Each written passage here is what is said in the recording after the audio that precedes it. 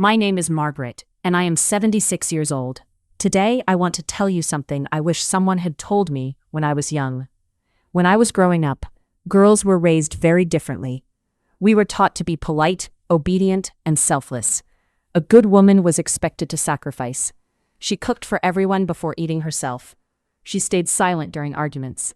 She supported everyone else's dreams while forgetting her own. And I believed that was what life was supposed to be. At 21 years old, I got married to a hardworking man named Daniel.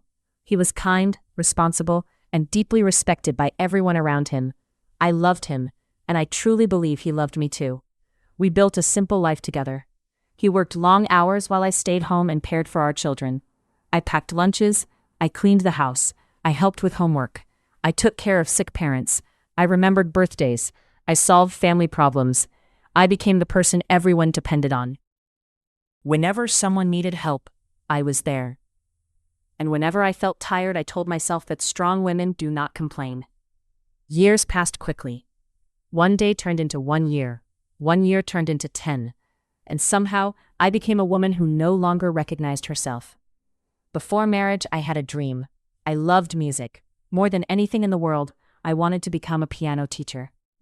When I was young, I could sit at a piano for hours. Music made me feel alive. It made me feel free.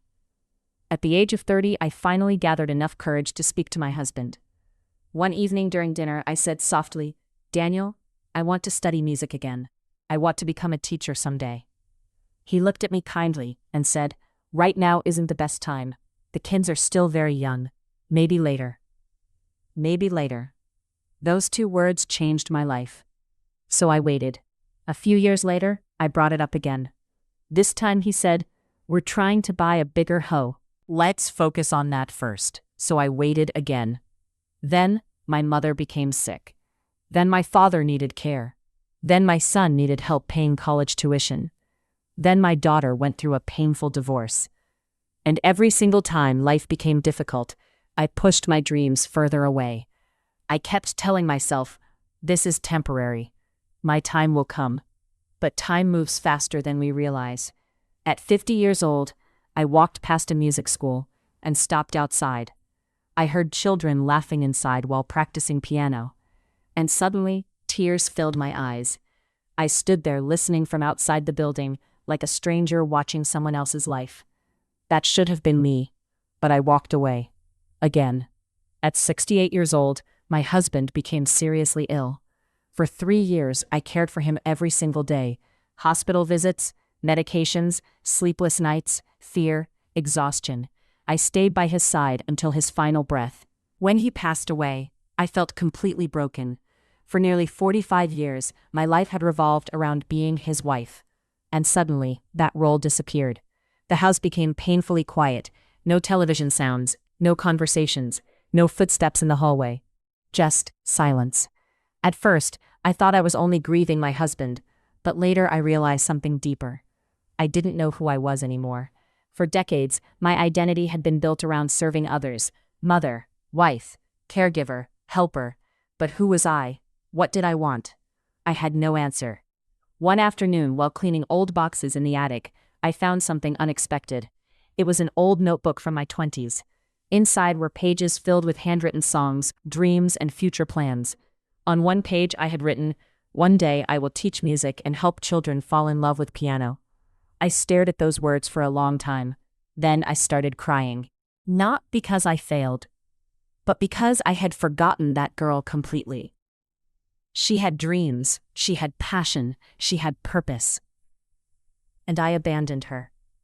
That night I looked in the mirror and asked myself one question: if I keep waiting, what exactly am I waiting for? I was 72 years old when I made the biggest decision of my life. I signed up for music classes at a local college. I was terrified. Everyone there was young enough to be my grandchildren. They typed quickly on laptops while I struggled to understand new technology. Sometimes I felt embarrassed. Sometimes I wanted to quit. But every time my fingers touched piano keys, I felt alive again. For the first time in decades, I was doing something just for me, and it felt wonderful. A year later, I started teaching beginner piano lessons to children in my neighborhood. The The first time a little girl played an entire song without mistakes, she smiled at me proudly, and I nearly cried. Because I realized something. My dream had not died. It was simply waiting for me to come back. Around the same time, I began doing other things I had always postponed. I traveled to places I had only seen in magazines. I visited museums. I sat in quiet coffee shops reading books. I watched sunsets without rushing home. For the first time, I stopped living on autopilot. I started truly experiencing life. But learning to prioritize myself was not easy. When my adult children asked me to babysit every weekend, I sometimes said no. When relatives expected me to solve every family problem, I stepped back. At first, people were shocked. My daughter once said, "Mom, you've changed." And I smiled and replied, "Yes, and I should have changed years ago." Today, I am 76 years old, and I finally understand something important. Being kind does not mean abandoning yourself. Being loving does not mean saying yes to everything. And sacrifice should not cost you your entire identity. Taking care of yourself is not selfish.